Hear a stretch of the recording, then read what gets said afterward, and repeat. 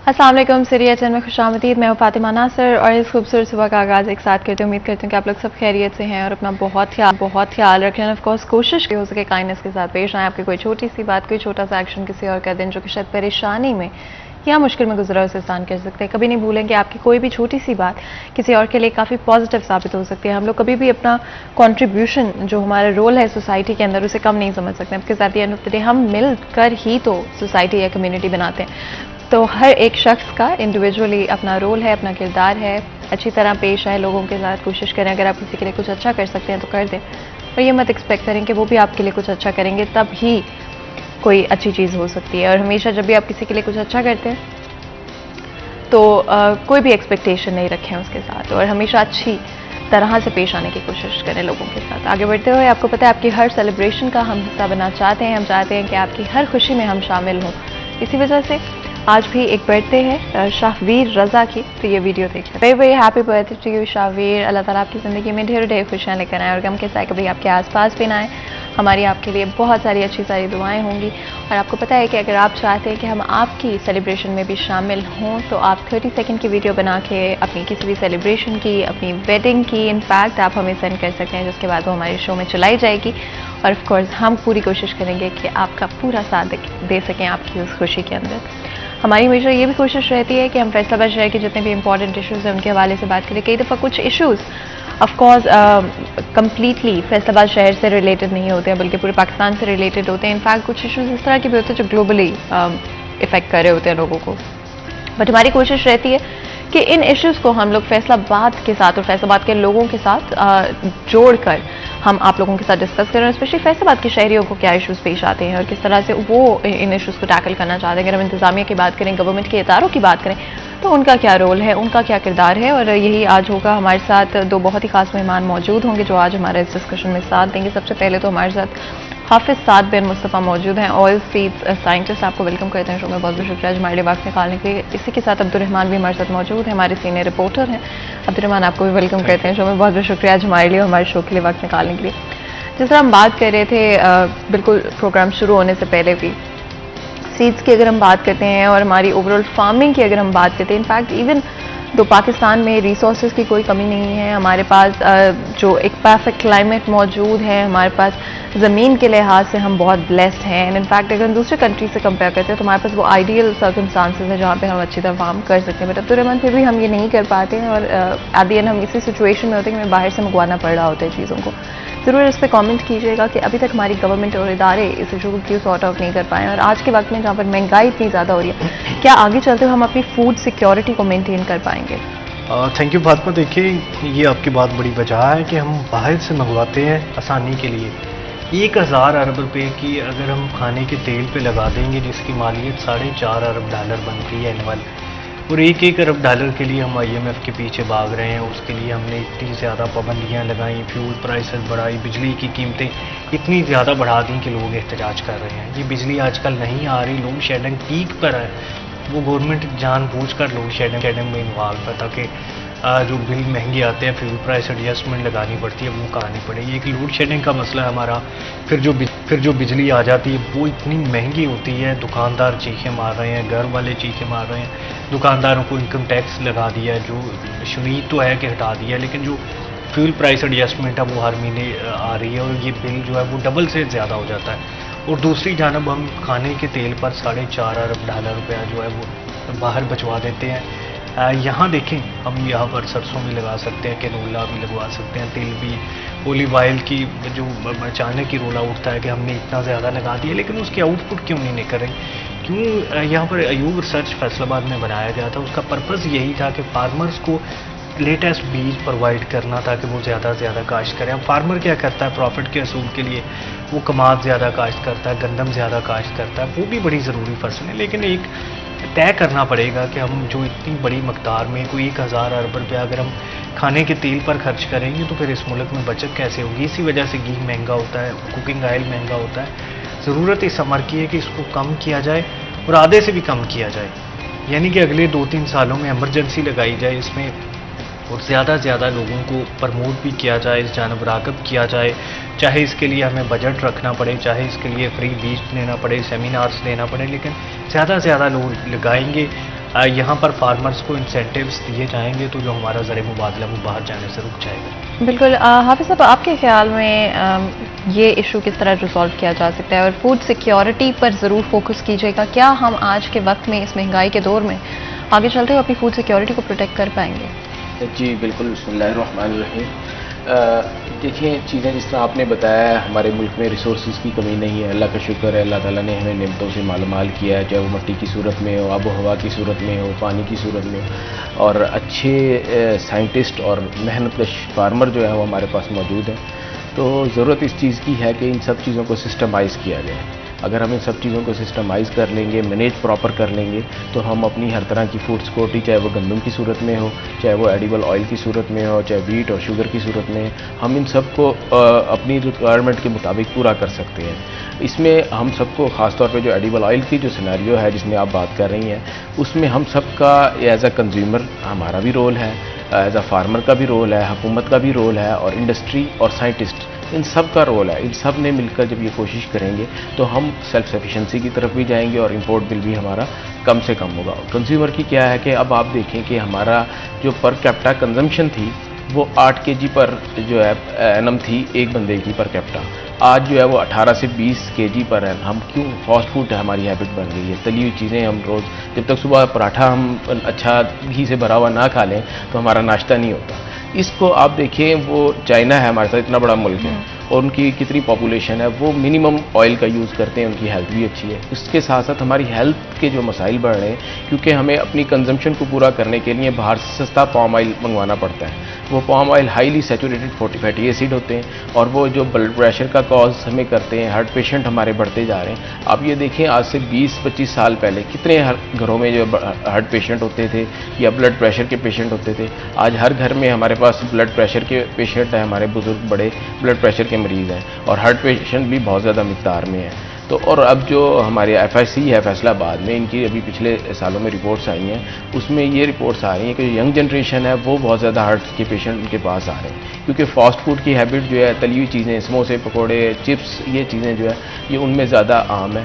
तो वो ज़्यादातर जो पामोलिन बाहर से आ रही है उसके अंदर फ्राई हो रहा होता है, हाई सैचुरेटेड फैटी एसिड है, वो हमारी बॉडी जो है उसे सही तरीके से अब्जॉर्ब नहीं करती, और हमारी वो वेन्स और आर्टरीज में जब ब्लड जो है उसको जम जाता है, और जिसकी वजह से ब्लड प्रेशर और फिर हार्ट पेशेंट लोग बनते हैं। तो एक तो हमें अपनी जो फूड हैबिट है इसे चेंज करना होगा। ऑयल और या घी का जो इस्तेमाल है वो कम से कम लेके आना। अच्छा, क्या इसमें ये भी पॉसिबिलिटी है कि आप ऑल्टरनेटिव्स की तरफ जा सकते हो, ऑलिव ऑयल की तरफ चले जाएं, आप डिफरेंट और तरह के तेल की तरफ चले देखिए जी, वो हमारी जेब पे है ना। अब इतने ऑलिव ऑयल कौन आपको बाजार में फ्राई करके देगा?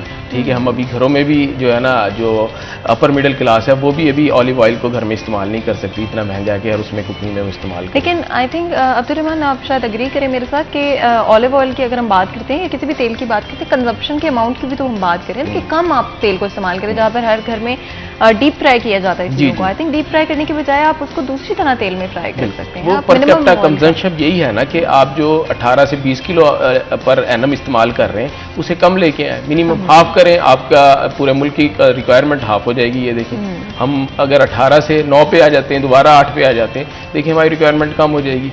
दूसरा, जो जिस तरह बात वहाँ से ब्रेक हो गई, माजरत, तो आप हमारा जो साइंटिस्ट है उनका काम है कि अच्छी से अच्छी वैरायटीज़ दें फार्मर को जिनकी प्रोडक्शन ज़्यादा हो। गवर्नमेंट एक सस्टेनेबल पॉलिसी दे जिससे फार्मर को ये डर ना हो कि मैंने प्रोड्यूस लगाई है, मेरी बिकेगी या नहीं बिकेगी, अच्छा रेट नहीं होगा। इंडस्ट्री लोकल जो प्रोक्योरमेंट है इसको प्रेफर करे, इसको प्रमोट करे, चाहे वो कॉन्ट्रैक्ट फार्मिंग की सूरत में हो कि फार्मर को जब कॉन्फिडेंस होगा। लास्ट आप देखें 3-4 साल से गवर्नमेंट में इस पर बड़ी अच्छी पॉलिसी बनाई, national oil seed enhancement programme इस पर शुरू हुआ। उससे ना सिर्फ ये हुआ कि हमारा एरिया और प्रोडक्शन बढ़ी, बल्कि प्रोडक्टिविटी भी बढ़ी। जो पहले कैनोला अगर मस्टर्ड की बात की जाए 11 मन पी एकड़ थी, अब वो 16 मन पूरे पंजाब की जो एवरेज चली गई है, ये 50% से ज़्यादा इंक्रीज है। बिल्कुल, अब्दुर्रहमान, आप इसमें ऐड करना चाहेंगे कुछ? जी हाँ, बिल्कुल। ये मतलब मैं डॉक्टर साहब की बात को आगे बढ़ाता चलूँ, जैसे कि आपने भी कहा कि डीप फ्राई की बजाय वो नॉन स्टिक जो है वो यूज़ की जा सकती है बर्तन। इसके अलावा देखिए, ये चीनी और ये जो ऑयल है ये सारी बीमारियों की जड़ है।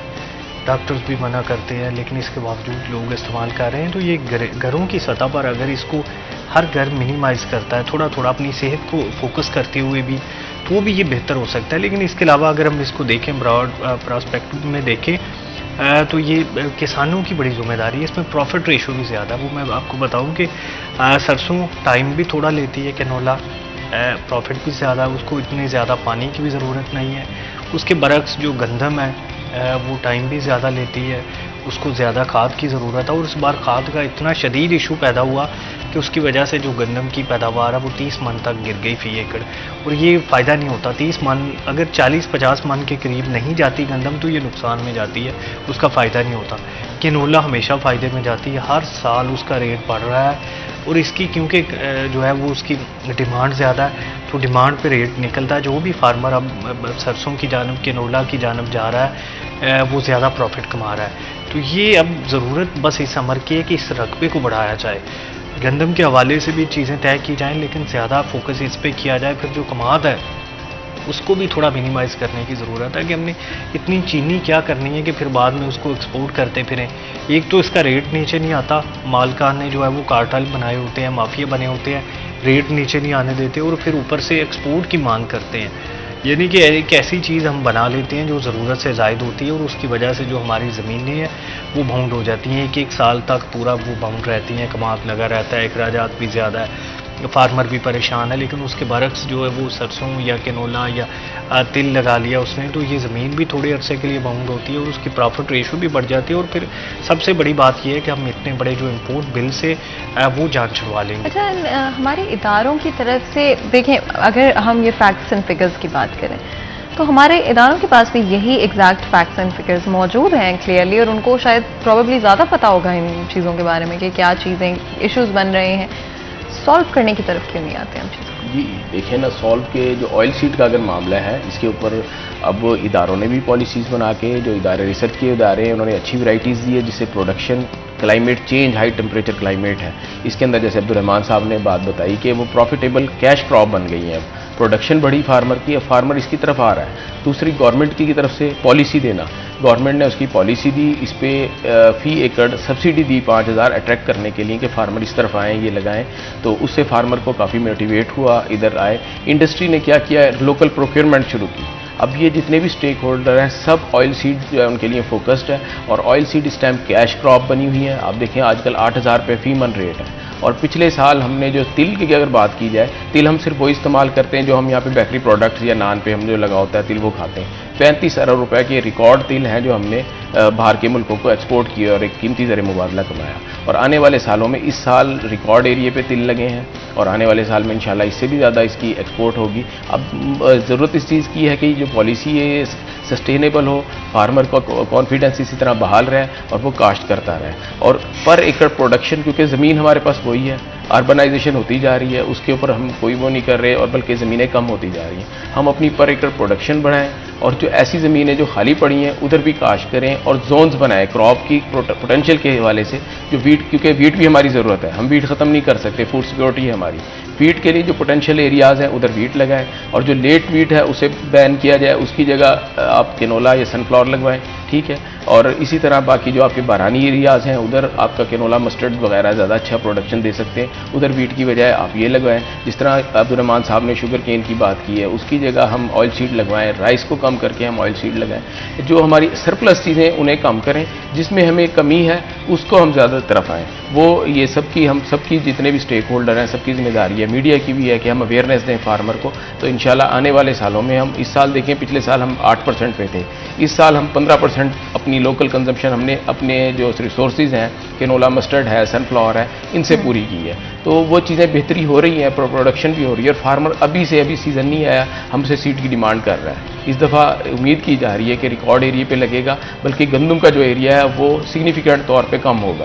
تو یہ چیزیں بہتر ہو رہی ہیں, لیکن اس کے لیے پالیسی ہمیں سسٹینیبل چاہیے. جب سسٹینیبل پالیسی ہوگی, زوننگ ہوگی اور سسٹمائز ایگریکلچر ہوگی تو ہر چیز پہ ہم فوڈ سیکورٹی بھی ہم اچیو کر سکیں گے اور فارمر کا کانفیڈنس باہر رہے گا تو ہم اپنی بہتری کی طرف جا سکیں گے. تیسری چیز جو ہے میکنائزیشن کی کمی ہے ہمارے یہاں. تو اس کے لیے جو میکنائزیشن کے ادارے ہیں ہمارے، انہیں کرنا چاہیے کہ ہم جو ہماری آئل سیڈ خاص طور پہ، نہ اس کی کوئی سوئنگ مشین ہے نہ ہارویسٹنگ ہے، اس کو ہم باہر سے امپورٹ کر کے یہاں پہ ڈیزائن کریں یا خود اپنے طور پہ ڈیزائن کر کے فارمر کو دیں، تاکہ لارج ایریا پہ جب لگے تو اس کی جو ایک تو کاسٹ آف پروڈکشن کم ہو، اور جو ٹائم ہے، لیبر چارجز ہیں، یہ ساری چیزیں کم ہو کے اور جو اس کی پروڈکشن بڑھے اور فارمر کو زیادہ پروفیٹیبلٹی۔ بالکل، اس سے پہلے کہ ہم مزید گفتگو کریں ایک بریک لیتے ہیں، کہیں مت جائے ہمارے ساتھ رہے گا۔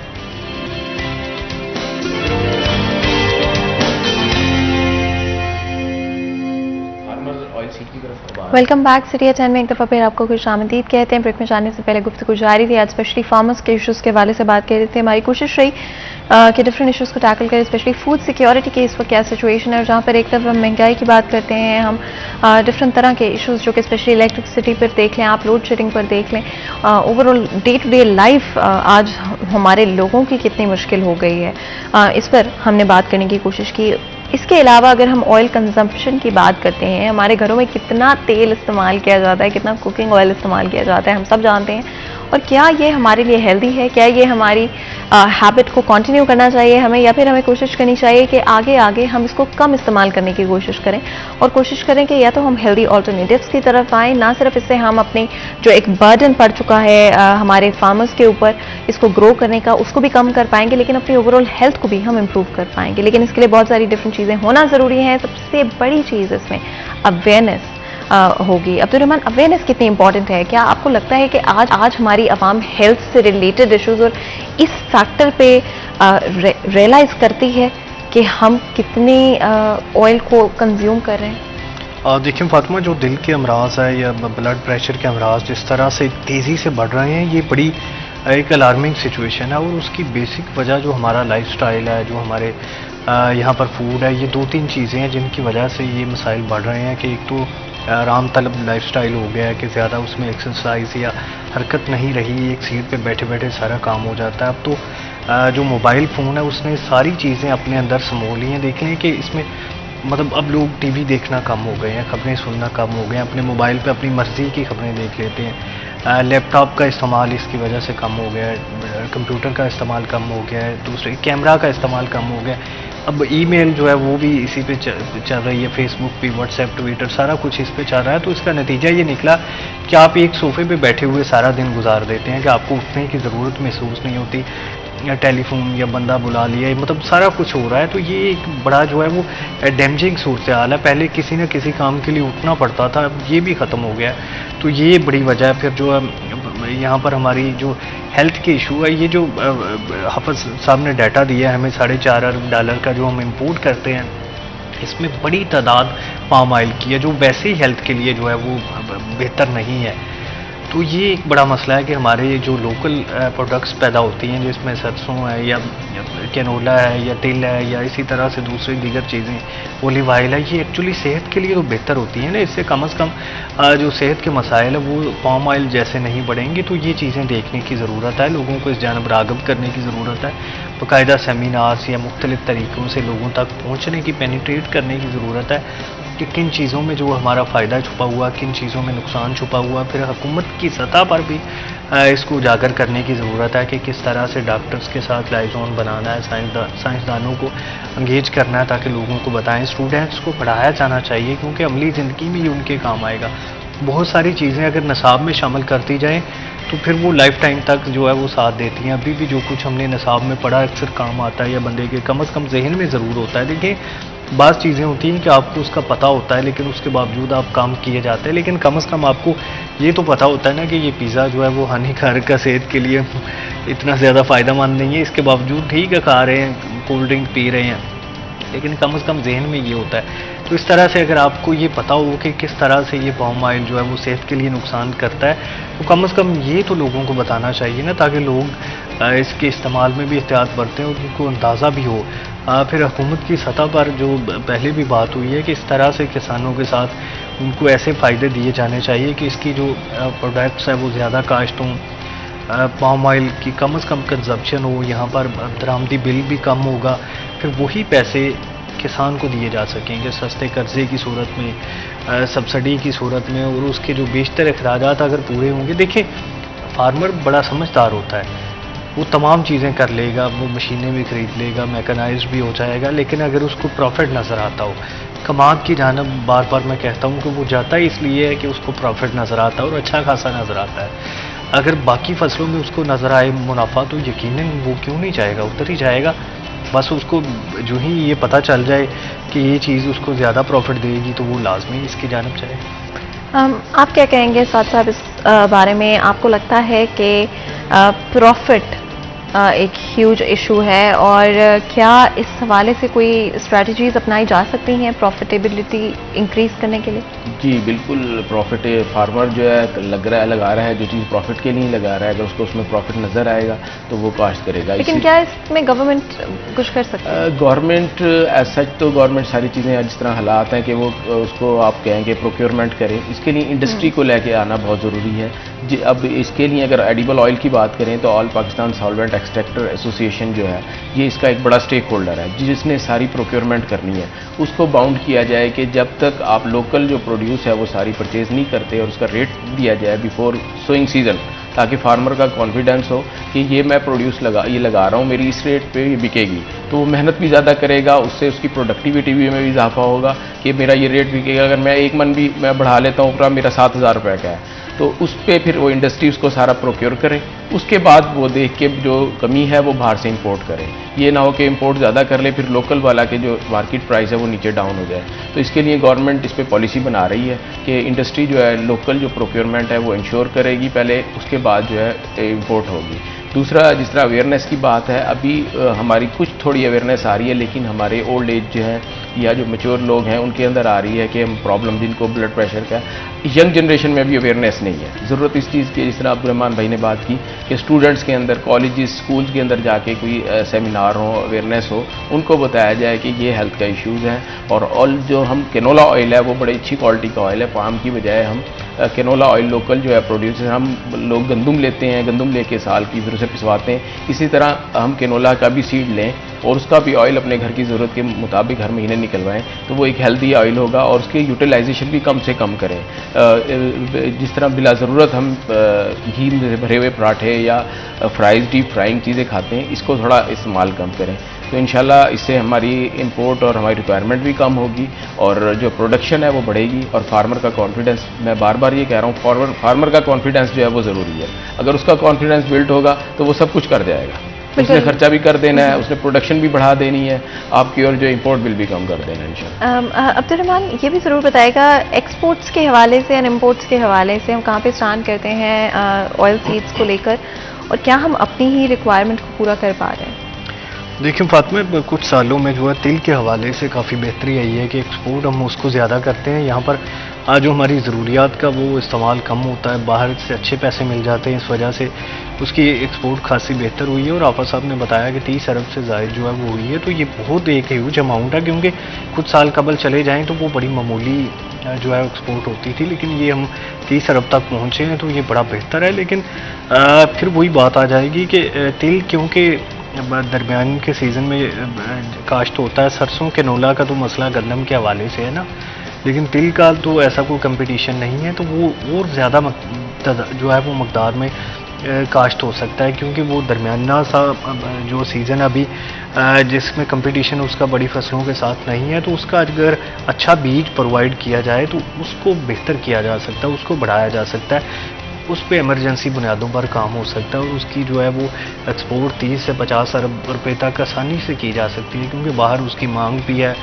پیسہ بھی اچھا خاصا آتا ہے۔ تو یہ بھی ایک طریقہ ہو سکتا ہے کہ ہم کچھ ایسی چیزیں ایگریکلچر کی زیادہ اگر یہاں پر پیدا ہو جاتی ہیں تو ان کو ایکسپورٹ کر کے پھر جو امپورٹ ہے وہ اس پہ کم منفی اثرات مرتب ہوں گے۔ اس صورتحال میں کہ اگر ہم $4.5 ارب لگا رہے ہیں اور ہماری جو امپورٹ ہے وہ اتنی زیادہ اور ایکسپورٹ بھی کم از کم $4 ارب کے اگر قریب ہو، تو پھر ہمیں اتنا زیادہ جو ہے وہ مسئلے کا سامنا نہیں کرنا پڑے گا ایڈیبائل میں۔ لیکن اگر اس کی ज़्यादा इंपोर्ट बढ़ जाती है, एक्सपोर्ट कम हो जाती है, तो हम तो पहले से ही बड़े प्रॉब्लम्स में हैं, पहले से ही अब बजट डेफिसिट का सामना है, या पिछला साल जो ट्रेड डेफिसिट का वो रिकॉर्ड रहा है, और उसी वजह से शायद हुकूमत को जाना भी पड़ा है कि जिसमें हमको 40 अरब डॉलर के 43 अरब डॉलर के एनुअल खसारे में रहे हैं। तो ये फिर उसके बाद हम IMF के दर पर बैठे हुए हैं, और अभी तक जो हमारी पेमेंट उधर से क्लियर नहीं हुई है। अगर होगी तो उसके बाद कुछ बेहतरी आने की उम्मीद है कि यहाँ पर फ्यूल भी सस्ता होगा, यहाँ पर जो हमारी खुर्दनी अजनास है वो भी थोड़ी सस्ती होंगी, क्योंकि इसकी वजह से सारे रेट्स हैं यहाँ पर जितना ज़्यादा डॉलर मजबूत होगा उतनी ज़्यादा जितनी भी हमारी इंपोर्ट बिल है वो ऑटोमेटिक उसी हिसाब से बढ़ता भी जाएगा, और जो हमारे कर्ज है वो भी बढ़ते जाएंगे। अब्दुर्रहमान, मैं ये भी ज़रूर चाहूँगी कि कुछ एप्लीकेशंस रिसेंटली लॉन्च की गई थी पिछले कुछ सालों के अंदर जो किसानों की आसानी के लिए थी। मैं नाम नहीं लूँगी इन एप्लीकेशंस का, बट डेफिनेटली जहाँ पर आप ऑनलाइन अपने जो भी पैदावार है उसको शोकेस कर सकते थे, जिस तरह से एक नॉर्मल मंडी में किया जाता है उसी तरह से आप एप्लीकेशन के ऊपर वो तस्वीर लगाते, उसके बाद रेट अपने डिसाइड करते, निगोशिएट करते डिफरेंट लोगों के साथ जो कि उसको खरीदने में इंटरेस्टेड हैं। ज़रूर बताइएगा ये एप्लीकेशन अभी फंक्शनल हैं कि अभी भी उन पे काम किया जा रहा है? लेकिन इससे पहले कि हम इस सब्जेक्ट की तरफ है, क्योंकि ब्रेक का वक्त हो रहा है, जब ब्रेक से वापस आएंगे तो चाहूँगी कि आप दोनों का ओपिनियन लें, टेक्नोलॉजी और किस तरह से ये किसानों की मदद कर सकती है, किस तरह हमारी जो ओवरऑल रिक्वायरमेंट्स हैं, नीड्स हैं, उसके ऊपर हम कैसे काम कर सकते हैं टेक्नोलॉजी का इस्तेमाल करते हुए। यहाँ पर ब्रेक लेते हैं, कहीं मत जाएगा हमारे साथ लेकर।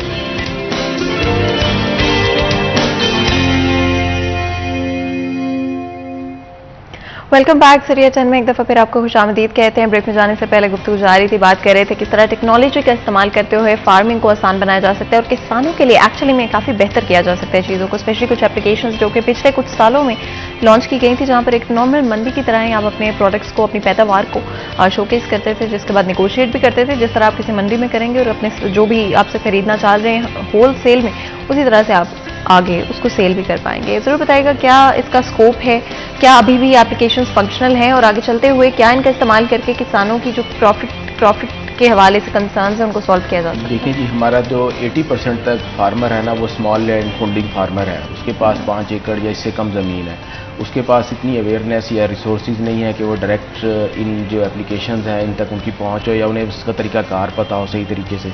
तो बाकी जो हमारा जो पढ़ा लिखा फार्मर है वो इनके ज़रिए फ़ायदा उठा रहा है, लेकिन जो स्मॉल फार्मर है या मेजॉरिटी ऑफ फार्मर हैं, अभी वो मंडी से ही उनका कॉन्टैक्ट है, या आड़ती या मिडल मैन। और फिर इन ऐप्स में भी जो है वो लोग कुछ ऐसे मिडल मैन किस्म के लोग होते हैं कि इसकी अभी सही फंक्शनल तरीके से, जो एक प्रॉपर सिस्टमाइज तरीके से इन ऐप्स को नहीं इस्तेमाल किया जा रहा। इसलिए अभी बहुत ज़्यादा हम ये कहें कि इसका यूज़ है या अफादियत हो रही है फार्मर को अफादियत उसी वक्त होनी है जब कंसर्न जो उसकी इंडस्ट्री है वो इन्वॉल्व होगी, इंडस्ट्री डायरेक्ट लेगी उनसे। तो और जिस तरह इस दफ़ा कैनोला में हुआ, सनफ्लावर में हुआ, इंडस्ट्री ने डायरेक्ट नकद पैसे दिए, फार्मर ने उनकी इंडस्ट्री के गेट पे उसको अपनी प्रोड्यूस को पहुँचाया, तो उससे फार्मर का कॉन्फिडेंस, उसमें मिडल मैन का रोल खत्म हो गया। इसमें एक और चीज़ मैं पूछना चाहती हूँ, लेकिन उससे पहले अब्दुर्रहमान, आपको क्या लगता है आगे चलते हुए क्या इन एप्लीकेशंस का स्कोप आपको नजर आ रहा है? अभी तो खैर जिस तरह हाफिज साहब ने बताया कि अभी इतना स्कोप नहीं है, क्या आगे चलते हुए ये बदल सकता है?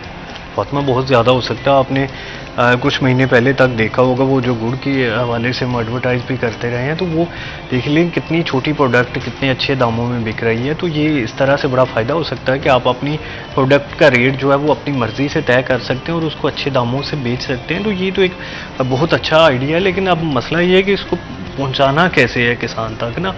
मतलब वो तो बहुत सारी जो है वो बेच देता है मंडी में, तो मिडल मैन वहाँ से फ़ायदा उठाता है। देखिए राइस के हवाले से अगर बात कर लें तो वो तकरीबन 7,000 मन बिकता है, लेकिन उसके बाद वो 14,000 मन तक चला जाता है। तो ये बड़ा ज़रूरी है कि फार्मर को फिर होल्डिंग भी सिखाना पड़ेगी ना थोड़ी सी, कि वो चीज़ें होल्ड करे और जब महंगी होती हैं तब बेचे, तो तब तक जो अगली फसल बेचने के लिए उसके पास पैसे कहाँ से आएंगे, ये एक बड़ा मसला है। सस्ते खर्चे भी देने पड़ेंगे, तो इन ऐप्स के साथ हुकूमत को भी थोड़ा सा इसमें इन्वॉल्व होना पड़ेगा। तो किसान जब वो अपनी प्रोडक्ट का रेट अपनी मर्जी से लगा लेगा, फिर उस दिन जो है वो एग्रीकल्चर रेवोल्यूशन यहाँ पर आएगा, क्योंकि फिर वो अपना प्रॉफिट भी रखेगा پھر اس کو اگلی فصل کی بھی ٹینشن نہیں ہوگی، اور جو اس کی اچھی پروڈکٹ ہوگی اس کا اچھا ریٹ ملے گا، اور جو اکٹھی چلی جاتی ہے نا، جیسے مطلب گندم جب وہ بیچارہ ابھی سیل کر رہا ہوتا ہے تو ڈپٹی کمشنر زور بازو پہ گندم خرید کے اس سے 2200 روپے میں لے جاتے ہیں، اور اس کے بعد اب تقریباً جو ہے وہ 3000 اور 3600 روپے میں بک رہی ہے، تو پھر یہ وہ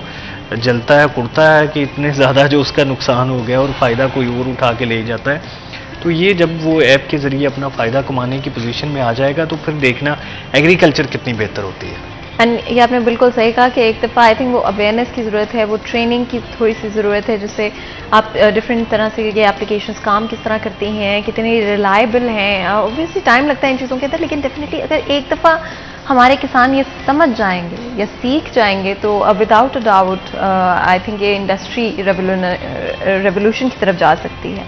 انڈسٹری کی انوالومنٹ کی بھی آپ نے بات کی عبدالرحمن، اینڈ حافظ صاحب یہ کتنا امپورٹنٹ ہے انڈسٹری میں جو بڑے نیمز ہیں، جو ایکچولی میں ایک دفعہ آپ کے پاس یہ را مٹیریل آ جاتا ہے، پھر آپ نے آگے جا کے اس کا جو آئل میں فائنل پروڈکٹ میں اسے جب تبدیل کرنا ہے اس میں ایک پروسیس شامل ہے، تو یہ کتنا امپورٹنٹ ہے کہ اگر وہ انڈسٹری کے لوگ بڑی کمپنیز انوالو ہو جائیں کسانوں کے ساتھ مل کر کام کریں اور ان کو فیئر طریقے سے ڈیل کرنے کی کوشش کریں، تو کتنی چیزیں تبدیل ہوتی ہیں۔ دیکھیں جی، اس میں آپ کے سامنے ایک مثال بڑی جو پاکستان میں ایک سکسیس سٹوری ہے، وہ عرفان کا جو میز ماڈل تھا، انہوں نے کانٹریکٹ فارمنگ شروع کی، اور آج دیکھیں کہ 20-25 سال کے اندر پاکستان کے اندر ایک میز کا ریولوشن، جو مکئی جسے ہم کہتے ہیں، مکئی کا ریولوشن آ گیا، اور ہر ایک پروفیٹیبل کراپ ہے، اور وہ فارمر بھی اسٹرانگ ہو گئے۔ اب فارمر جو ہے وہ خود ڈیسائیڈ، جو جیسے عبدالرحمان صاحب نے بات کی کہ وہ ڈیسائیڈ کرتے ہیں ہم نے کس ریٹ پہ مکئی بیچنی ہے، اور ان کو وہ انسیکٹ کو بھی ہر چیز کو کنٹرول کر رہے ہیں، بلکہ انہوں نے کلب بنائے ہیں، وہ ہیلڈ کمپٹیشن کراتے ہیں خود اپنے طور پہ،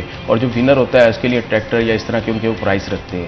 تو اس انڈسٹری دیکھیں، بلک میں جب بھی انڈسٹری آئے گی، بلک میں جب بھی جانا ہے، اپلیکیشن کے ذریعے آپ اسمال لیول پہ، میڈیم لیول پہ تو آپ سیل کر سکتے ہیں، لیکن جن کی ٹنز کے اندر ڈیلی ریکوائرمنٹ ہے، اور ان کو آج کل جو اس کا جو سیناریو ہے، اس میں بہت ہی یہ جو لوکل پروکیورمنٹ ہے یہ سستی پڑتی ہے، کیونکہ آپ کو آج کل جو اب جب سے ڈالر کا ریٹ بڑھا ہے، کووڈ کے بعد یہ ہمارے فریٹ چارجز بہت زیادہ بڑھ گئے ہیں، پوری دنیا کے اندر یہ سیناریو ہے۔ اس ٹائم 1 کلو جو آپ امپورٹ کر رہے ہیں باہر سے کنولا یا سویابین، وہ تقریباً 160 روپے سے 190 روپے کلو اس پہ فریٹ چارجز آ رہے ہیں۔ ایل سی الگ اس کے پرابلم ہے کہ ایل سی کھلوانی ہے، یہ چیزیں، اس لیے انڈسٹری کو لوکل جو پروکیورمنٹ ہر لحاظ سے فائدے میں ہے۔ اب انڈسٹری کو فوکس کرنا چاہیے کہ فارمر کو اسٹرانگ کرے، کانٹریکٹ فارمنگ کرے، ان کو انیشیل انپٹس اور جو سیڈ ہے اچھی کوالٹی کا وہ پرووائڈ کرے۔ سب سے بڑی بات تو ہے کہ ہمیں کوالٹی کا سیڈ ہی نہیں ملتا ہے، یہاں پہ فارمر بیچارہ پریشان ہوتا ہے، ہم سیڈ ہی پروڈیوس نہیں کر پا رہے کہ جو ہے سرٹیفائڈ سیڈ فارمر کو دے سکے۔ انڈسٹری جو ہے وہ اپنا فائدہ دیکھتی ہے کہ مجھے جہاں سستا مل رہا ہے بس ٹھیک ہے آگے، وہ اگر فارمر کو اسٹرانگ کرے گی اس میں انڈسٹری کا بھی فائدہ ہے، فارمر کے جو ہے میں پیسے آئیں گے وہ اچھے طریقے سے اپنی، اور اب تو فارمر کیا کرتا ہے، ادھار لے رہا ہے، اس کی پیسٹی سائڈ ادھار آ رہی ہے، سیڈ ادھار آ رہا ہے، جب ادھار لینا ہے اس نے آگے بولنا نہیں ہے، مجھے جو کوالٹی کا اسے دکاندار نے دیا وہ لیا ہے، اور جب اس کی پروڈیوس آ رہی ہوتی ہے وہ جو اس کا دکاندار جس نے ادھار لیا ہوتا ہے وہ دگنا تگنا اس پہ وہ جرمانہ سود کے ساتھ آ کے بیٹھا ہوتا ہے، پہلے تو آدھی پروڈیوس وہ لے جاتا ہے نا، اس کے پاس کیا بچتا ہے، پھر اگلی فصل کے لیے پھر وہ ادھار ہوئے، تو وہ کس طرح سٹور کرے گا، کس طرح آگے جو ہے نا اچھے ریٹ پہ بھیجے گا۔ تو یہ چیزیں ہیں ساری سسٹمائز کرنے، اس میں گورنمنٹ کے ادارے کا جو ہمارے مارکیٹنگ کا ہے، ایگریکلچر ایکسٹینشن ہے، اور ایپسیا، یہ جتنی دوسری انڈسٹریز باقی فصلوں کے حوالے سے، ان سب کو ایک کمیٹی بنانی چاہیے، ان کے جو نمائندے وہ منڈیوں کے اندر بیٹھے ہوں، جب کراپ کا پروڈکشن سیزن آتا ہے تو اس سے پہلے وہاں پہ وہ ڈائریکٹ جو ہے نا کوآرڈینیٹ کریں، بتائیں کہ ہمارے فلاں جگہ مرکز ہیں،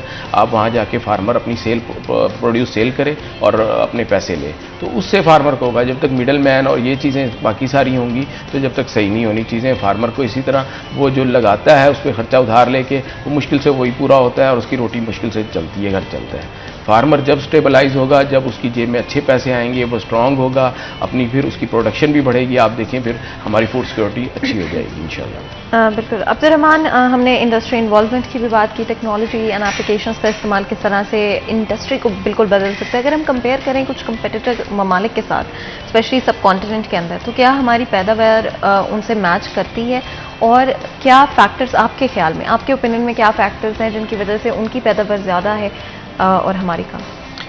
دیکھیے پیداوار کا جو ہے وہ کمپیریزن تو حافظ صاحب بہتر کر سکتے ہیں، لیکن مجھے ایک انڈسٹری سے یہ گلہ ہمیشہ رہتا ہے کہ بائی پروڈکٹس بنانے کی جانب نہیں جاتے ہیں نا. یہاں پر کئی سویابین کی یا دوسری کئی طرح کی بائی پروڈکٹس بنائی جا سکتی ہیں, فارمرز کو اس جانب راغب کیا جا سکتا ہے. یہ ہمارا جو انڈسٹریلسٹ ہے وہ اس جانب نہیں آتا. بہت ساری چیزیں ایسی ہیں جو یہاں پر ضائع ہو جاتی ہیں. مینگو تقریباً سارا کا سارا ضائع ہو جاتا ہے, انجیر ضائع ہوتی ہے بہت بڑی تعداد میں, اس کی ٹافیاں بنائی جا سکتی ہیں, کھجور, دوسری تمام چیزیں وہ ضائع ہو جاتی ہیں نا. مطلب ویسے ہی لوگ سستے داموں کھا لیتے ہیں, لیکن اگر اس کی بائی پروڈکٹس بنائی جائیں تو اس کو جو وہ آپ سمجھ لیں کہ جیسے 10 سے ضرب دینا ہوتا ہے نا, کہ اتنا زیادہ پروفٹ ریشو ہوگی کہ اگر وہ چیز آج 1000 روپے کی ہے تو وہ بائی پروڈکٹس کے ذریعے وہ 10,000 روپے کی ہو جائے گی. تو یہ ہمیشہ رہتا ہے کہ انڈسٹری اس جانب فوکس نہیں کرتی نا, وہ دوسری روایتی چیزوں کی جانب فوکس کرتی ہے. لیکن فارمرز کے ساتھ مل کر اور ایگریکلچر کے جو ایکسپرٹس ہیں ان کے ساتھ مل کر جو ہے وہ اس طرح سے کوئی جوائنٹ وینچر نہیں کرتی کہ جس میں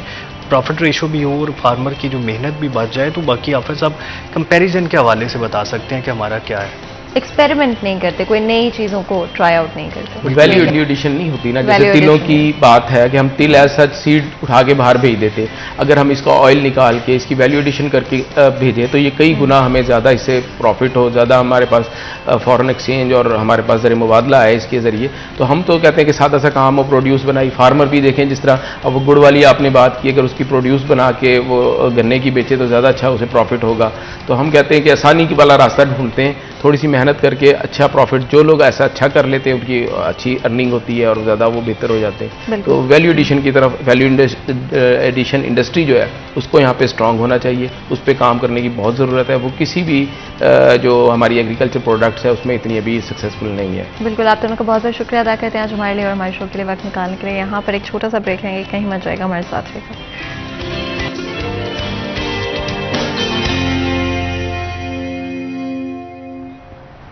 ویلکم بیک. سٹی ایٹ 10 میں ایک دفعہ پھر آپ کو خوش آمدید کہتے ہیں. بریک میں جانے سے پہلے ہماری گفتگو جاری تھی اور جہاں پر ہم معاشرے کے مسائل کی بات کرتے رہتے ہیں, فائنانشیل ایشوز کی بات کرتے ہیں, کس طرح ہم اوور آل اپنے جو فائنانشیل ایشوز ہیں, اکنامک ایشوز ہیں ہمارے ملک میں, اتھارٹیٹیو یا گورنمنٹل کس طرح کے ایشوز ہیں, ان کے بارے میں بھی ہم اپنے پروگرام میں ضرور بات کرتے ہیں. But at the end of the day اگر ہم یہ دیکھیں کہ ہمارا ملک, چاہے جتنے بھی مسائل ہیں, ہمارا ملک ہے, ہمارا گھر ہے, ہماری سرزمین ہے.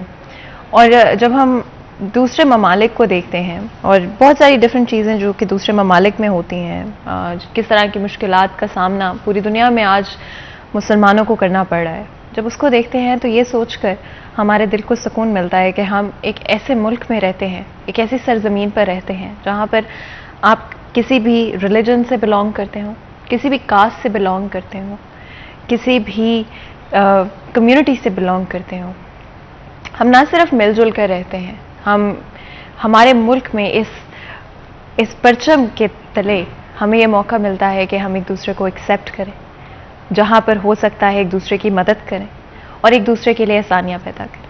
تو بہت سارے مسائل ضرور ہوں گے, لیکن یہ ملک ہمارا ہے اور ہمارا فرض ہے کہ ہم اپنے ملک کے لیے جو کر سکتے ہیں, جس طرح سے اپنا کردار ادا کر سکتے ہیں, جو ہمارا پرسنل انڈیویجول کنٹریبیوشن ہے, اس کو ہم ہمیشہ ادا کرتے رہیں اور اپنی ملک کی پروگرس میں ہمیشہ حصہ بنتے رہیں. ایک اچھے انسان, ایک اچھے مسلمان ہونے کے ناطے ہمارا کیا کنٹریبیوشن ہونا چاہیے, ہمارا کیا فرض بنتا ہے اپنے ملک کی طرف, اپنی سرزمین کی طرف, اور جہاں پر ہم سارا کا سارا بلیم اپنے حکمرانوں پہ اور گورنمنٹ پہ ڈال دینا چاہتے ہیں, and of course that is a part of it as well, but ہمارا کیا رول ہے, ہم کہاں پر بلیم کیے جانے چاہیے اور کہاں پر ہم اپنے آپ کو بہتر کر سکتے ہیں. آج اسی پر بات کریں گے کہ ہمارا مذہب ہمیں اپنی سرزمین, ہمارے ارد گرد کے لوگ, ہماری کمیونٹی, ہمارے نیشن کے حوالے سے ہم پر کیا فرائض ہیں, کیا رسپانسبلٹیز ہیں. ہمارے ساتھ دو بہت ہی خاص مہمان آج ہمارا اس ڈسکشن میں ساتھ دیں گے. سب سے پہلے ہمارے ساتھ علامہ محمد ریاض احمد خرل صاحب موجود ہیں, اسلامک اسکالر ہیں. آپ کو ویلکم کرتے ہیں شو میں, بہت بہت شکریہ جو ہمارے لیے اور ہمارے شو کے لیے وقت نکالنے کے لیے. اور اسی کے ساتھ ہمارے دوسرے گیسٹ ہیں علامہ ڈاکٹر افتخار حسین نقوی صاحب, جو کہ آلسو اسلامک اسکالر ہیں. آپ کو بھی ویلکم کرتے ہیں شو میں, بہت بہت شکریہ جو ہمارے لیے اور ہمارے شو کے لیے وقت نکالنے کے لیے.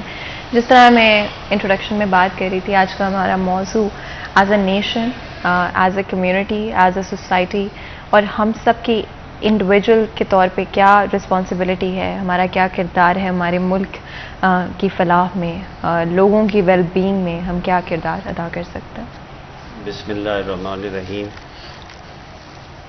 الحمدللہ اللہ تعالیٰ کا لاکھ لاکھ شکر ہے کہ یوم آزادی کی تقریبات وطن عزیز میں پاکستان میں شروع ہو چکی ہیں۔ 14 اگست کو پوری قومی یکجہتی کا عہد کرے گی، اور پھر اسی طرح ہم اس امر کے اوپر بانی پاکستان حضرت قائد اعظم محمد علی جناح رحمۃ اللہ علیہ کے ارشادات، ملفوظات اور علامہ اقبال رحمۃ اللہ علیہ کی فکر کے مطابق اور کتاب اللہ اور سنت کی روشنی میں عہد کریں گے کہ ہم اپنے وطن کو اسی طرح، اسی جذبے کے ساتھ خوشحال اور استحکام دینے کے لیے اور اس کی سلامتی کے لیے، ترقی کے لیے کردار ادا کریں گے۔ جس طرح سے پاکستان بنتے وقت تمام طبقات، تمام مسالک متحد تھے اور ایک پرچم تھا، کلمہ طیبہ کے پرچم کے نیچے تمام امت محمدیہ صلی اللہ علیہ وسلم کے لوگوں نے اور تمام ادیان کے لوگوں نے مل کے یہ پاکستان کا اصول ممکن بنایا، اور قائد تھے قائد اعظم محمد علی جناح رحمۃ اللہ علیہ۔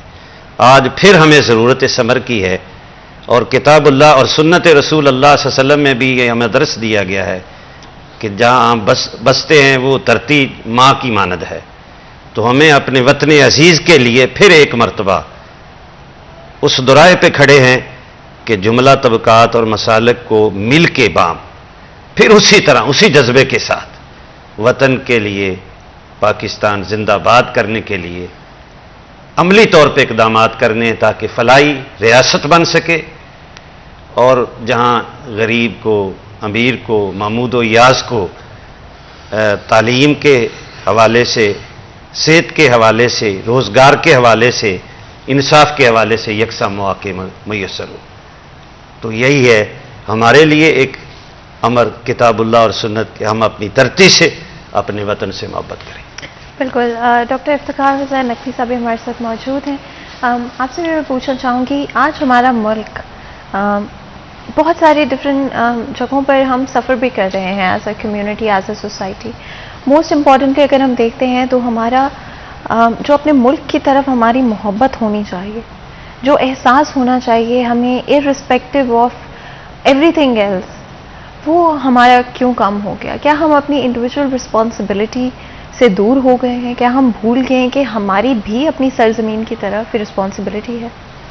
بسم اللہ الرحمن الرحیم۔ یہ جو آپ نے بات کی، بس بدقسمتی سے ایسا ہی ہے کہ وطن سے، محبت سے ہم دور ہو گئے۔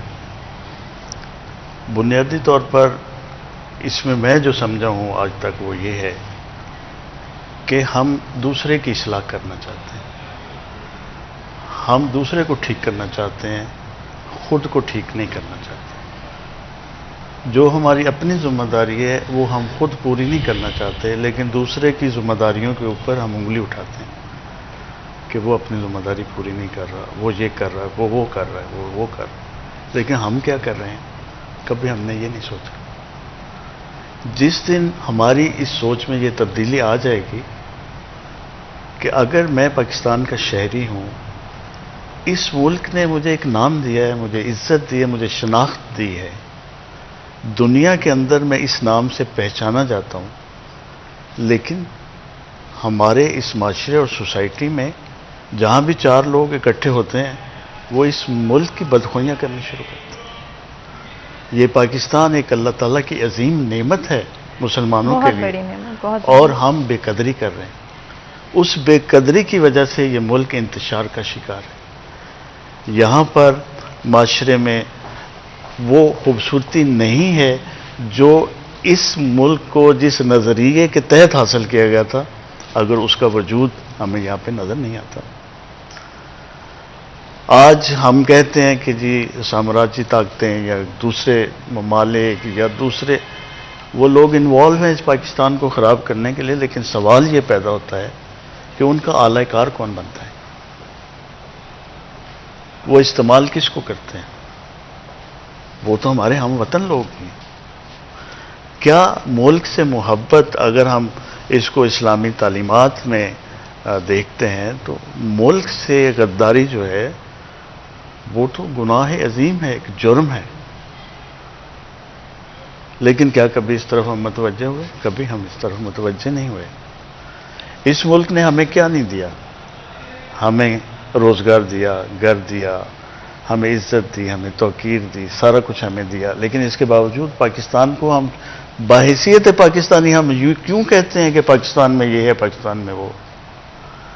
آئیے آج سے شروع کریں ہم کہ میری کیا ذمہ داری؟ کیا میں نے ہمسایوں کے حقوق ادا کر دیے؟ کیا میں نے اس معاشرے میں، اس شہر میں رہتے ہوئے جو ریاست کی میرے اوپر ذمہ داریاں وہ میں نے پوری کی ہیں؟ جس ریاست اور ملک میں آپ ایک سگنل کو کراس کرنا ریڈ لائٹ پہ ایک فخر محسوس کرتے ہوں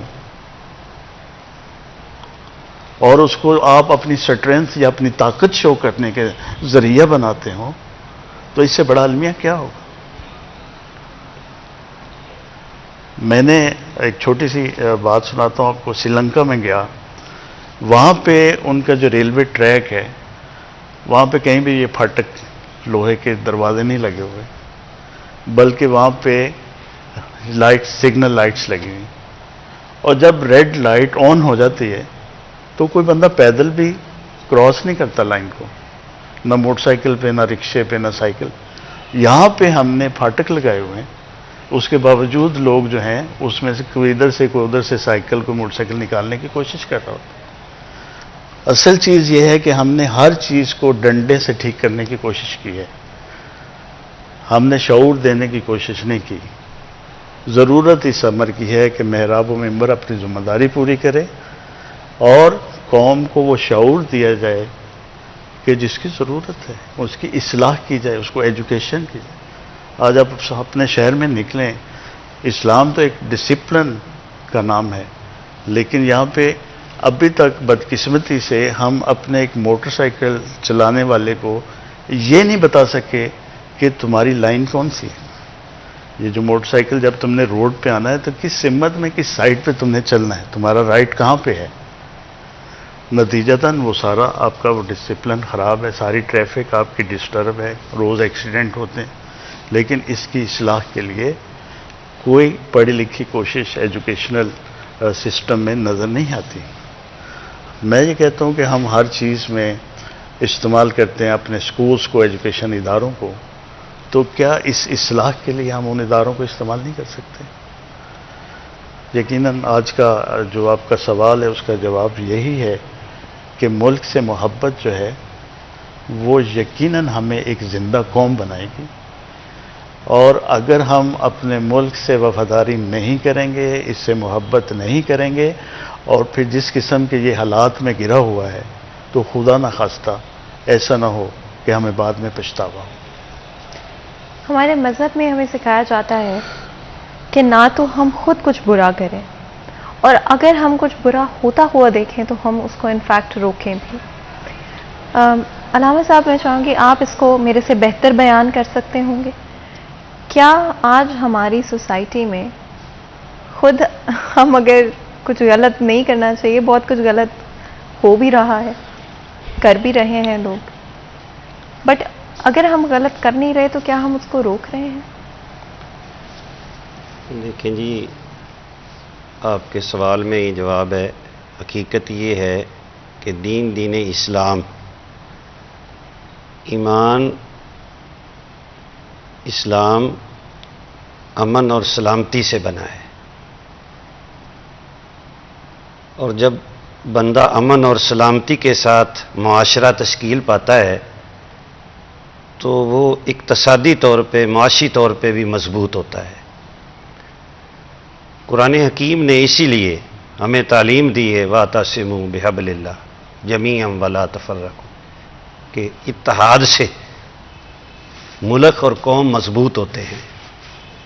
طبقات میں، دھڑوں میں تقسیم ہونے سے قرآن کریم نے منع کیا ہے.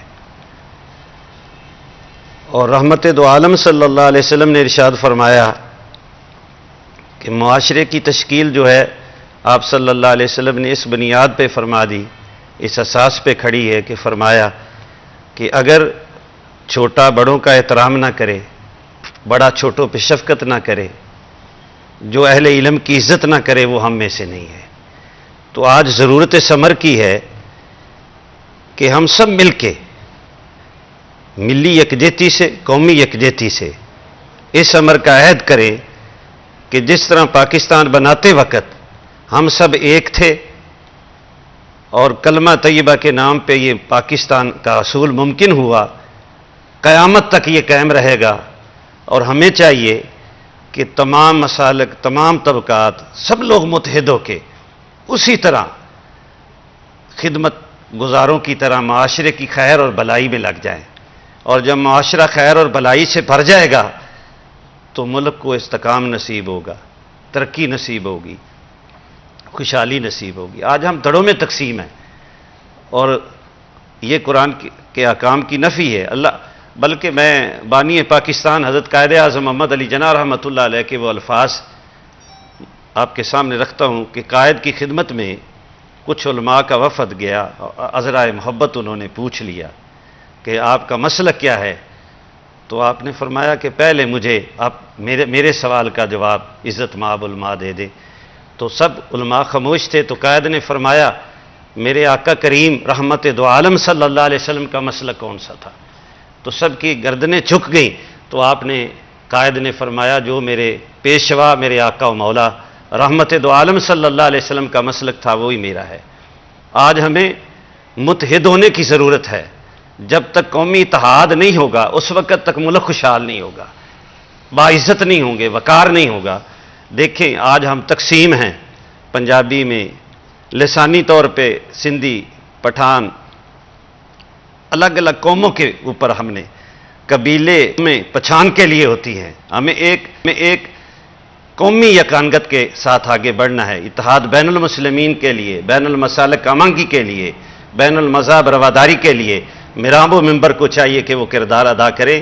اور 14 اگست کو یہ پیغام جو ہے پوری 22 کروڑ پاکستانیوں کی طرف سے جانا چاہیے کہ ہم اپنے قائد بانی پاکستان حضرت قائد اعظم محمد علی جناح رحمۃ اللہ علیہ کے ملفوظات و ارشادات پہ متحد ہیں، اور ہم اپنے وطن کو خوشحال بنائیں گے قومی اتحاد سے۔ جس طرح پاکستان بنتے وقت ہم متحد تھے ایک ہی کلمے کے نیچے، آج پاکستانی پرچم کے نیچے ہمیں متحد ہو کے یہ نعرہ بلند کرنا چاہیے، کیونکہ قومی اتحاد جو ہے اس کا درس کو کتاب اللہ اور سنت رسول اللہ صلی اللہ علیہ وسلم۔ بے شک اللہ تعالیٰ یہ دعا آپ کی قبول فرمائے، اور ہم سب کے دل میں یہ جذبہ پیدا ہو، یہ سوچ، یہ احساس اپنے ملک کے لیے، اپنی سرزمین کے لیے پیدا ہو۔ اس سے پہلے کہ مزید گفتگو کریں بریک لیتے، کہیں مت جائے گا، ہمارے ساتھ رہے گا۔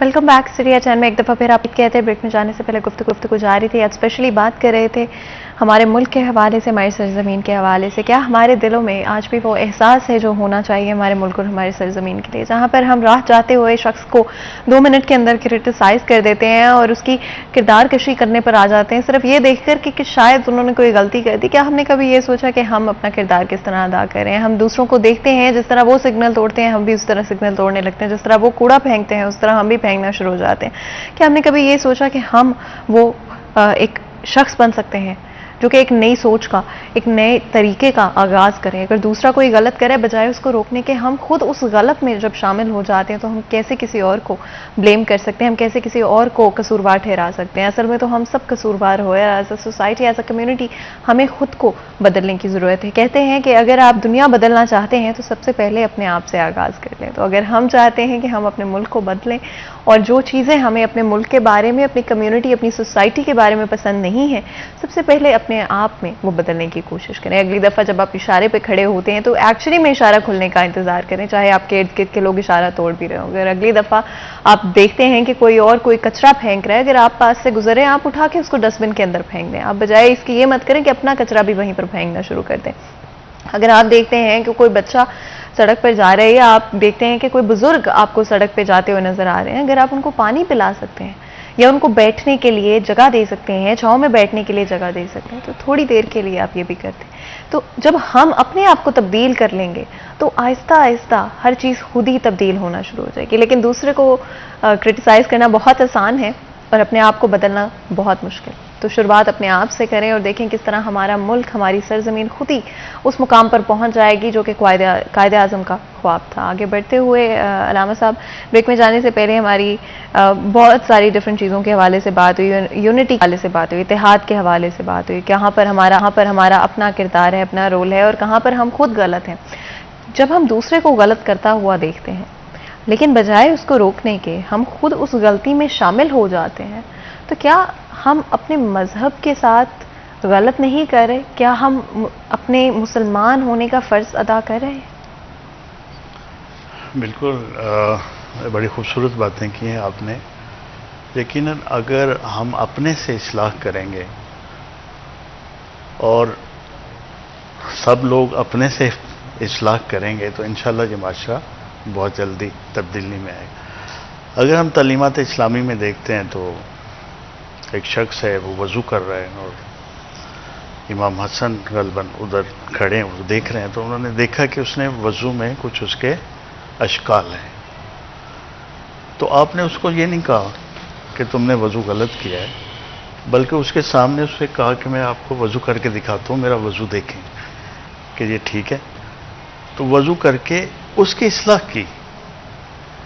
اصلاح کا یہی طریقہ ہے کہ جب آپ کسی کو نصیحت کرنا چاہتے ہیں, کسی کو کوئی بات سمجھانا چاہتے ہیں, تو اس پہ آپ خود عمل کر کے دکھائیں, آپ اپنا کردار پیش کر کے دکھائیں, آپ معاشرے اور سوسائٹی میں وہ چیز دکھائیں. امام جعفر صادق علیہ السلام کے صحاب میں ایک صحابی نے کہا کہ مولا میں نے آپ کی بڑی خدمت کی, اب میں اپنے علاقے میں جا کے تبلیغ کرنا چاہتا ہوں, تو مجھے اجازت دیں. مولا نے کہا ٹھیک ہے, آپ کو اجازت ہے, لیکن زبان سے تبلیغ نہیں کرنی. مولا نے کہا, اس نے صحابی نے کہا کہ مولا اگر میں بولوں گا نہیں تو لوگوں کو کیسے بتاؤں گا؟ تو آپ نے کہا اپنے کردار سے بتانا, کردار سے تبلیغ کرنی. تو آج ضرورت اس چیز کی ہے, ہمیں کرداروں کی ضرورت ہے. اب ہمارے درمیان کوئی علامہ اقبال کیوں پیدا نہیں ہوتا, کوئی قائد اعظم کیوں پیدا نہیں ہوتا, کوئی سر سید احمد خان کیوں نظر نہیں آ رہا, جو اتنے فصیح و بلیغ, اتنی عظیم ہستیاں اسی خطے اور اسی معاشرے, اسی سوسائٹی, اسی علاقے میں پیدا ہوئی ہیں, اب کیوں جنم نہیں لے رہی؟ یہ ایک سوالیہ نشان ہے. وہ اس لیے جنم نہیں لے رہی کہ ہمارے پاس کوئی نظام اور سسٹم ہی نہیں. ہم صرف وہ جو پنجابی میں کہتے ہیں ڈنگ ٹپو پہ سارا نظام چلا رہے ہیں. کسی نہ کسی دن کسی نہ کسی کو تو کوئی بنیاد سے وہ کام کرنا ہے جو واقعاً اصلاح کی طرف ہمیں لے جائے, واقعاً دین خدا کی طرف ہمیں لے جائے. آج ہمیں رسول پاک صلی اللہ علیہ وآلہ وسلم کی ذات گرامی جو ہے, اس کے ہوتے ہوئے بھی ہم اپنی برادری کو ترجیح دیتے ہیں, ہم اپنے مسلمان بھائی کو ترجیح نہیں دیتے, ہم اپنے علاقے کے لوگوں کو ترجیح دیتے ہیں, ہم اپنی زبان بولنے والے لوگوں کو ترجیح دیتے ہیں. ہمارے اندر یہ تعصبات جو ہیں, کیا یہ تعلیمات اسلامی کے خلاف نہیں؟ یقیناً خلاف ہے. رحمت للعالمین کی وہ جو ذات جو انسانوں کے ساتھ ساتھ جانوروں پہ بھی اتنی کریم ہے کہ آپ ایک دفعہ ایک اونٹنی پر سفر کر رہے ہیں تو اونٹنی بڑا اچھل کود کر رہی, تو آپ کے ایک صحابی نے وہ دور اٹھایا اور اس کو مارنا چاہا, تو آپ نے منع کر دیا. وہ کہا خبردار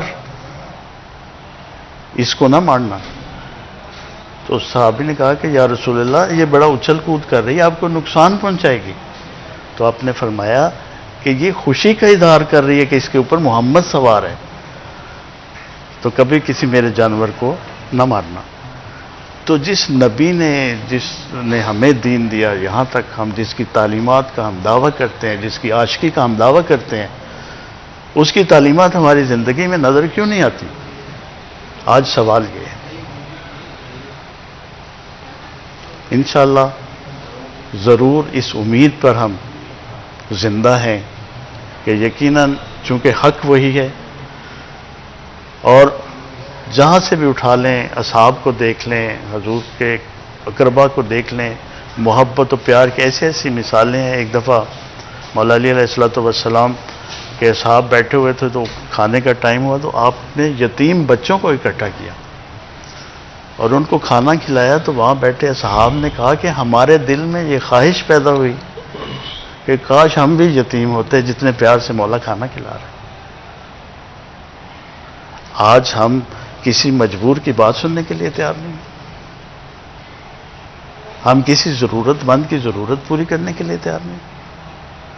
ہم واقعاً اس قوم میں کوئی شک نہیں کہ بہت صدقہ و خیرات اور سارے معاملات کرتے ہیں، لیکن کیا وہ جو حقیقی لوگ ہیں، جو حقیقی ضرورت مند ہیں، ان تک وہ پہنچتا ہے؟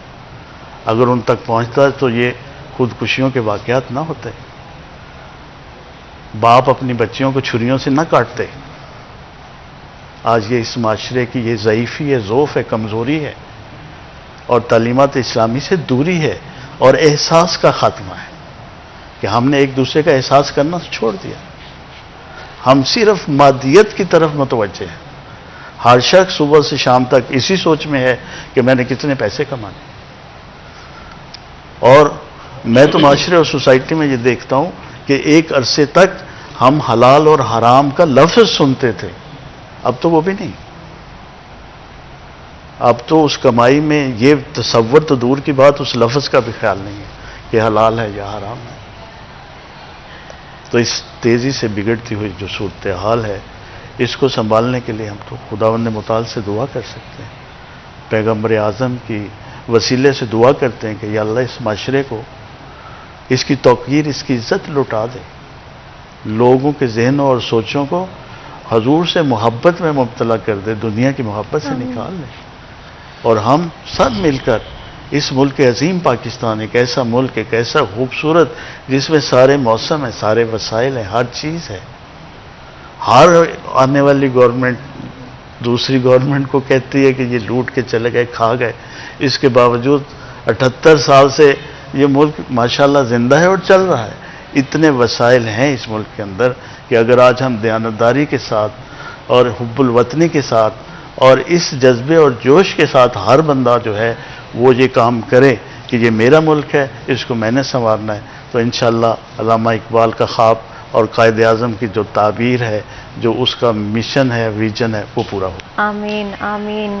بڑی خوبصورت طریقے سے آپ نے بیان کیا ہے، اینڈ ڈیفینیٹلی بہت ساری چیزیں جو ہم دیکھ کر اگنور کر دیتے ہیں، اگر شاید ہم اس پر تھوڑا سا اور دھیان دے دیتے، تھوڑا سا احساس کر لیں ایک دوسرے کا، تو شاید کتنی ساری چیزیں بہتر ہو سکتی ہیں۔ اس سے پہلے کہ مزید گفتگو کریں، بریک لیتے ہیں، کہیں مت جائے گا، ہمارے ساتھ رہے گا۔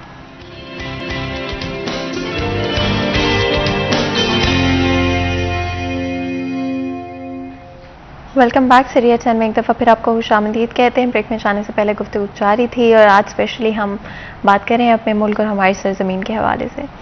ایک اور چیز جو کہ میں ہمیشہ سوسائٹی میں نوٹ کرتی ہوں، وہ آف کورس مورل پولیسنگ کے حوالے سے ہے۔ یہ بات تو الگ ہے کہ جب ہم خود اگر غلط کریں تو وہ نہیں کرنا چاہیے، یا کسی اور کو غلط کرتا دیکھیں تو اسے روکنا چاہیے، لیکن جب ہم خود کچھ غلط کر رہے ہوں لیکن ایٹ دا سیم ٹائم ہمیں کیوں ایسی ضرورت محسوس ہوتی ہے کہ ہم دوسروں کو ان کے ریلیجن پر یا ان کی زندگی گزارنے کے طریقے کے اوپر ہم کامنٹ کریں یا ہم ان کو برا محسوس کرائیں۔ At the end of the day ہر شخص کے پاس یہ ابیلٹی ہے، ایک سوچ اور سمجھ ہے، اور ہمارا رول سوسائٹی میں دوسروں کو صحیح کرنا نہیں بلکہ سب سے پہلے خود کو صحیح کرنا ہے۔ جب ہم خود کو صحیح کر لیں گے تبھی ہم دوسروں کو بتا سکتے ہیں کہ وہ کہاں پر غلط ہیں، کہاں پر صحیح ہیں۔ اس پر ضرور کامنٹ کیجیے گا علامہ صاحب، کتنا ضروری ہے کہ ہم اپنی اصلاح پر بھی کام کریں، اور بلا وجہ اسپیشلی جس طرح ہم دوسروں کو کئی دفعہ غلط نہیں بھی وہ کر رہے ہوتے، بٹ اپنے آپ کو بہتر محسوس کرانے کے لیے ہم کئی دفعہ انہیں ٹوک دیتے ہیں۔ بچوں کے حوالے سے بھی جہاں پر وہ غلط نہیں بھی ہوتے ان کو ٹوکا جاتا ہے۔ اس حوالے سے کتاب اللہ قرآن مجید میں مالک نے بڑی خوبصورت رہنمائی فرمائی ہے۔ ارشاد ہوتا ہے لقد کان لکم فی رسول اللہ اسوۃ حسنہ۔ لوگوں، ایک ہی شخصیت، ایک ہی مقدس پاکیزہ پیارے آقا کریم صلی اللہ علیہ وسلم کی ذات اقدس ہے، جن کی زندگی کو خدا نے قیامت تک کے لیے منارہ نور قرار دیا ہے اور مشعل راہ ہے۔ یہ دین اسلام، جس طرح ڈاکٹر صاحب نے فرمایا، دین سے دوری کا نتیجہ ہے کہ ہم اپنے آقا کریم صلی اللہ علیہ وسلم کی حیات طیبہ اور دین اسلام سے دوری کی وجہ سے انتشار اور بگاڑ کا شکار ہے۔ جو ہم دین کے قریب آتے جائیں گے، عزت ملتی جائے گی، معاشرہ خوبصورت ہوتا جائے گا۔ یہ غیبت، جھوٹ، کینہ، بغض، عداوت، نفرت، یہ سارا کچھ جو ہے سماجی برائیاں جو ہیں، ان کی اصل وجہ یہ ہے، اصل جڑ جو یہ ہے کہ دین سے دوری کا نتیجہ ہے کہ آج ہم ذلت کا شکار ہیں۔ اگر قرآن و سنت پہ عمل پیرا ہو جائیں اور اپنے آقا کریم صلی اللہ علیہ وسلم کی حیات طیبہ کو، اسوہ حسنہ کو، سیرت طیبہ کو اپنا لیں تو ہماری ساری مشکلات ختم ہو سکتی ہیں۔ اور حقیقت تو یہی ہے کہ بانی پاکستان حضرت قائد اعظم محمد علی جناح رحمۃ اللہ علیہ نے جو اس وطن کو ایک فلاحی اسلامی مملکت بنانے کا خواب دیکھا تھا، وہ بھی اسوہ رسول کی روشنی میں تھا، کتاب اللہ اور سنت کی روشنی میں تھا، کہ جہاں لوگوں کو تعلیم ملے گی، روزگار ملے گا، صحت ملے گی، انصاف ملے گا، اور یہ ساری چیزیں ریاست مہیا کرے گی۔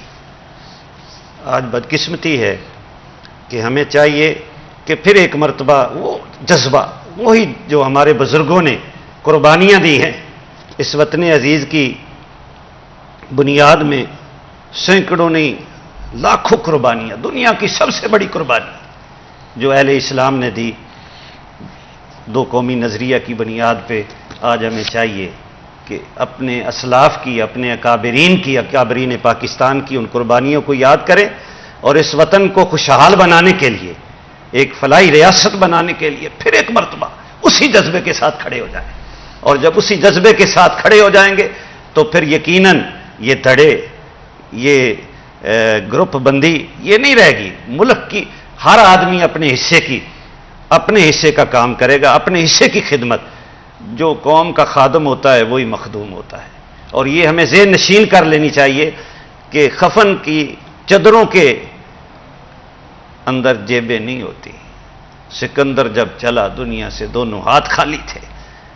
سوچ لینا چاہیے اس ملک کے امراء کو بھی اور صاحبان خیر کو بھی کہ وہ کھول دیں اپنی دولت کے دروازے اس وطن عزیز کی قومی خدمت کے لیے، تاکہ یہ وطن خوشحال ہوگا تو پاکستان کی۔ اسی لیے تو میر عرب صلی اللہ علیہ وسلم کے حوالے سے مفکر پاکستان علامہ اقبال رحمۃ اللہ علیہ نے فرمایا، میر عرب کو آئی جہاں سے ٹھنڈی ہوا۔ یہ کوئی علامہ اقبال تھے، مرد کلندر نے کہا کہ میر عرب تم سے مراد رسالت مآب صلی اللہ علیہ وسلم، کہ میر عرب کو آئی جہاں سے ٹھنڈی ہوا، میرا وطن وہی ہے، میرا وطن وہی ہے۔ آج پھر ضرورت ہے کہ قومی اتحاد سے ہم اپنے وطن کو استحکام بھی دے سکتے ہیں اور اس اقتصادی معاشی دلدل سے نکال کے پھر ایک مرتبہ اس کو عزت کا ہم مقام اقوام عالم میں بھی پا سکتے ہیں، بخاری بننے سے بھی بچ سکتے ہیں۔ اگر ہمارے صاحبان خیر نے اور ہمارے جو عمراء ہیں انہوں نے قربانی نہ دی، اشار نہ کیا، تو پھر ایک دن یقیناً وہ آئے گا کہ یہ جو غربائے امت ہیں، غربائے وطن ہیں، یہ ان کو معاف نہیں کریں گے۔ عزت اسی کی ہوتی ہے جو اثار سے مزین ہوتا ہے، اور یہ ہم سب کا وطن ہے۔ ہم پرچم پاکستان کے نیچے سب متحد ہیں، اور ہر پاکستانی بچہ آج آپ گلیوں میں دیکھ لیں پاکستان زندہ باد کے نعرے لگا رہا ہے۔ تو آج ہمیں ضرورت ہے کہ اپنے قائد بانی پاکستان حضرت قائد اعظم محمد علی جناح اس مرد کلندر کے افکار اور نظریات کو اپنا لیں، اور فکر اقبال کے وارث ہیں ہم، تو ہمیں تو آج بھی ہم ان کے نقش و قدم پہ چل جائیں جو اسوہ رسول کے مطابق تھے، تو پاکستان دنیا میں اقوام عالم کی رہبری کرے گا، امامت کرے گا۔ یہ دنیا اسلامی ممالک میں سپر طاقت، تو کتنی دیر پہلے فرما دیا تھا کہ کہ میر عرب کو ٹھنڈی ہوا آتی تھی ادھر سے، تو رسول رسالت مآب صلی اللہ علیہ وسلم کے عاشقان کو چاہیے، اہل اسلام کو چاہیے، یہاں پہ اقلیتوں کو بھی مکمل تحفظ حاصل ہے، دنیا کے کسی خطے میں بھی اقلیتوں کو اتنی آزادی حاصل نہیں ہے، کیونکہ ہمارے قائد نے فرمایا تھا کہ آپ آج سے آزاد ہو اپنی عبادت گاہوں میں، اپنی عبادات میں۔ آج ہم ان کا اکرام اس طرح کرتے ہیں کہ میرے نبی نے اللہ اکبر مسجد نبوی شریف میں جب نجران کے مذہبی رہنما آئے ہیں تو ان کو اپنی مسجد میں ٹھہرایا، اور میرے آقا کریم صلی اللہ علیہ وسلم کا اسوہ حسنہ، میں نے پہلے بات کی ہے کہ جو دشمنوں کے لیے چادریں بچھاتا رہا، آج ہمارے اندر کیوں یہ اتنی غرور اور تکبر آ چکا ہے؟ ہم نے اپنے وطن آدھا وطن کھو دیا تکبر اور غرور سے، اور آج کرسی پہ بیٹھے ہوئے شخص کو سوچنا چاہیے کہ اگرچہ یہ غریب اور کمزور آدمی میرے پاس آیا ہے، لیکن میں اوپر دیکھوں جس نے مجھے عزت بخشی ہے۔ تو قائد نے یہی ہمیں درس دیا تھا، اور ہمیں آج اسی پہ عمل کرنا ہے کہ ہر بچہ عہد کر لے کہ ہم نے اپنے بزرگوں کے ان قربانیاں دینے والی ماؤں، بیٹیوں، بہنوں، اکابرین امہ کو یاد رکھنا ہے، اور اس وطن کی حفاظت کرنی ہے۔ انہوں نے خون سے لے کر دیا، ہمیں اپنے خون سے اس کی حفاظت کرنی ہے، آمین، اور آمین۔ قیامت تک علامہ یہ صاحب، کلمے کے نام پہ رہے گا۔ بالکل جی، علامہ صاحب یہ بھی ضرور بتائے گا، ہمارے پاس صرف 1 منٹ باقی ہے، اگر آپ ہماری عوام کو آج کے دن کوئی پیغام دینا چاہیں اتحاد کے حوالے سے، یونٹی کے حوالے سے، ہمارے رسپانسبلٹی کے حوالے سے۔ جی بالکل، آج کا پیغام یہی ہے کہ ہمیں خود سے اپنی اصلاح شروع کرنی ہے، انشاءاللہ معاشرہ خود بخود ٹھیک ہو جائے گا، اور تعلیمات اسلامی جو ہیں ان کو صرف ہم نے ایک دوسرے کی مخالفت اور تعصب کے لیے استعمال نہیں کرنا، بلکہ ان کو اپنی زندگیوں کے اوپر ہم نے لے کے آنا ہے۔ حضور نبی اکرم صلی اللہ علیہ وآلہ وسلم کی زندگی میں ہر پہلو موجود ہے، جس طرح کی آپ زندگی گزارنا چاہتے ہیں، جو آپ کو رہنمائی چاہیے، تو ہمارے رہنما اور راہبر ہمارے آقا اور مولا وہی ہیں، ہمیں اس کو فالو کرنا ہے، اور اسی چیز کو ہم نے اپنی ذات پہ بھی اور اپنی سوسائٹی میں بھی لے کے آنا ہے، اور یقیناً جس دن ہم اس میں کامیاب ہو گئے تو یہ پاکستان ایک اسلامی ملک تو ہے ہی انشاءاللہ پریکٹیکلی بھی دنیا دیکھے گی کہ یہاں پر تعلیمات محمد و آل محمد جو ہیں اس پر کیسے عمل پیرا ہوا جا رہا ہے۔ اینڈ آج کی گفتگو سے آئی ریئلی ہوپ کہ آپ لوگ کچھ سیکھ پائے، اور جہاں پر ہمیں ڈفرینٹ چیزوں میں کنفیوژن ہوتا ہے یا اپنی رسپانسبلٹی، اپنی انڈیویجول رسپانسبلٹی پر آج بھی ہم سوال اٹھاتے ہیں، یاد رکھیں کہ تبدیلی کا آغاز کریں، اپنے آپ کو بدلیں، اپنی سوچ کو بدلیں، جہاں پر آپ کا حق بنتا ہے، آپ کا فرض بنتا ہے اپنے ملک کی طرف، اپنی سرزمین کی طرف، اپنے ملک کے لوگوں کی طرف، سب سے پہلے اس کو ادا کریں، اور پھر دوسروں پر سوال اٹھانا شروع کریں۔ سوچ لیں اگر ہم سب صرف اپنی ہی رسپانسبلٹی اٹھا لیں تو ہم اپنے ملک کو کیسے نہیں بدل سکتے، اور جو چیزیں بہتر ہونے والی ہیں ان کو کیسے بہتر نہیں کر سکتے۔ یہ سرزمین اللہ تعالیٰ کی بہت بہت بڑی نعمت ہے، اور اس کا احساس بہت ضروری ہے، اور ہر دن اٹھ کر صبح سب سے پہلے مجھے لگتا ہے ہم سب کو شکر ادا کرنا چاہیے کہ ہمارے پاس پاکستان ہے، ہمارا ملک پاکستان ہے۔ اسی سوچ، اسی خیال کے ساتھ آپ دونوں کا بہت بہت شکریہ ادا کرتے ہیں آج ہمارے لیے، ہمارے پروگرام کے لیے وقت نکالنے کے لیے۔ یہاں پر آج کے پروگرام کا وقت ختم ہوتا ہے، مجھے اجازت ہے، اپنا خیال رکھیں، اللہ حافظ۔